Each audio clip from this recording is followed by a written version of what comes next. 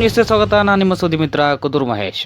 ಮಾಗಡಿ ತಾಲೂಕು ಕುದೂರು ಹೋಬಳಿ ಕಣ್ಣೂರು ಗ್ರಾಮದಲ್ಲಿರುವ ಕಣ್ಣೂರು ಮಕ್ಕಳ ದೇವರ ಮಠದ ಆವರಣದ ಜಮೀನಿನಲ್ಲಿ ಶನಿವಾರ ಬೆಳಗ್ಗೆ ವಿಸ್ಮಯವೊಂದು ಕಂಡುಬಂದಿದೆ. ಮಠದ ಜಮೀನಿನಲ್ಲಿದ್ದ ತೆಂಗಿನ ಗಿಡಗಳಿಗೆ ನೀರಾವರಿ ಪೈಪ್ ಸೆಟ್ ಅಳವಡಿಸಲು ಜೆಸಿಬಿ ಯಂತ್ರದ ಮೂಲಕ ಗುಂಡಿ ತೆಗೆಯುತ್ತಿದ್ದ ವೇಳೆ ಇದ್ದಕ್ಕಿದ್ದಂತೆ ಭೂಮಿ ಕುಸಿದಿದೆ.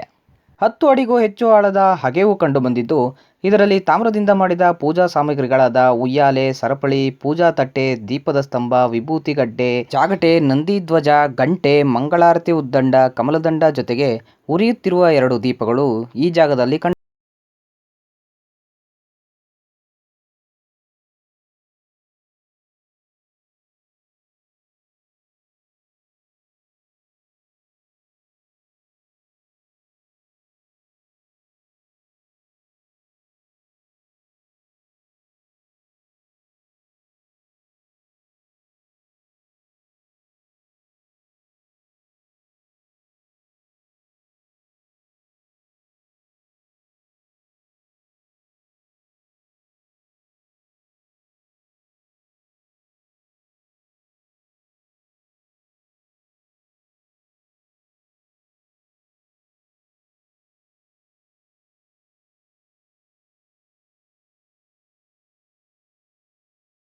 ವಿಭೂತಿಗಟ್ಟಿಯೂ ಸಹ ಕರಗದೇ ಇರುವುದು ಹಲವು ವಿಸ್ಮಯಕ್ಕೆ ಕಾರಣವಾಗಿದೆ.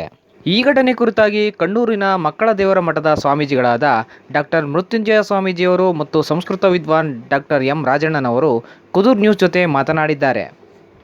ಮಾಗಡಿ ತಾಲೂಕು ಕಣ್ಣೂರು ಗ್ರಾಮಕ್ಕೆ ಸೇರಿದ ಮಕ್ಕಳ ದೇವರ ಮಠದ ಜಮೀನಿನಲ್ಲಿ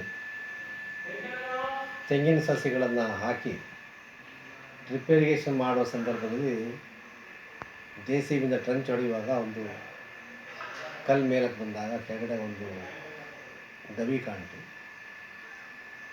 ಅದರಲ್ಲಿ ನಮಗೆ ಮೊದಲು ಕಳಸ ಮತ್ತು ತೂಗುಯಾಲೆಯ 4 ಚೈನ್ಗಳು ಕಂಡು, ಅದರ ಕೆಳಗಡೆ ಸಾಕಷ್ಟು ಸುಮಾರು ಒಂದು 60ರಿಂದ 70 kg ಇರ್ತಕ್ಕಂಥ ತಾಮ್ರ ಮತ್ತು ಹಿತ್ತಾಳೆ ಸಾಮಾನುಗಳು ಅಲ್ಲಿ ಗೋಚರಿಸಿದ್ವು.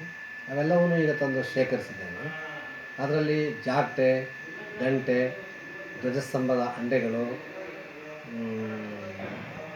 ತಪ್ಪಲೆಗಳು, ತಟ್ಟೆಗಳು, ಇನ್ನೂ ಹಲವಾರು ಇದೇ ರೀತಿಯಾಗಿ ಸಿಕ್ಕಿದ್ದಾವೆ. ಅಲ್ಲಿ ನಾವು ನೋಡಿದ ಸಂದರ್ಭದಲ್ಲಿ 2 ದೀಪಸ್ತಂಭಗಳ ಗವಿಯ ಭಾಗದಲ್ಲಿತ್ತು. ಅವೆರಡು ಮಣ್ಣಿದ್ದಾಗ ಆರೋಗಿ ಬರೀ ಕೇವಲ ಕಿಡಿ ಮಾತ್ರ ಇರ್ತಾಯಿತ್ತು. ಹೊರಗಡೆ ತುಂಬ ಉಷ್ಣಾಂಶ ಇರೋದ್ರಿಂದ ಯಾರೂ ಆ ಸಂದರ್ಭ ಬೇಕಾಗಿಲ್ಲ. ಮತ್ತು ಒಂದು 2 ಗಂಟೆ ಬಿಟ್ಟು ಇಳಿದು ನೋಡಿದಾಗ ಇಷ್ಟೆಲ್ಲ ಸಾಮಾನುಗಳು ಸಿಕ್ಕಿದೆ ಅಂತ ನಾವು ಶೇಖರಿಸಿಟ್ಟಿದ್ದೇವೆ. ಈ ಸಾಮಾನುಗಳ ಮೇಲೆ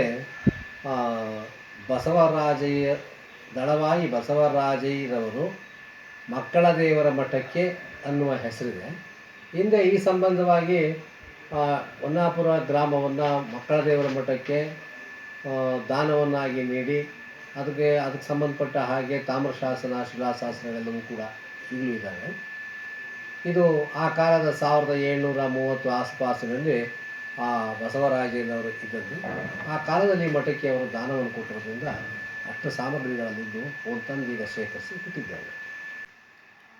ಏನಲ್ಲಿ ನಾವು ನೋಡಿದ್ವಿ, ಅದು ಸಂಶೋಧಕರು ಬಂದು ಸಂಶೋಧನೆ ಮಾಡಿ ಇದ್ರ ಇತಿಹಾಸ ಎಷ್ಟಿದೆ, ಇದರ ಪೂರ್ವ ಎಷ್ಟಿದೆ ಅಂತ ನಮಗೆ ತಿಳಿಸ್ಕೊಟ್ರೆ ತುಂಬ ಅನುಕೂಲ ಆಗ್ತದೆ. ಈ ಮಠ ತುಂಬ ಪುರಾತನವಾದ ಕಾಲದ್ದು ಅಂತ ನಮಗೆ ಈಗ ಅರ್ಥವಾಗ್ತಿದೆ.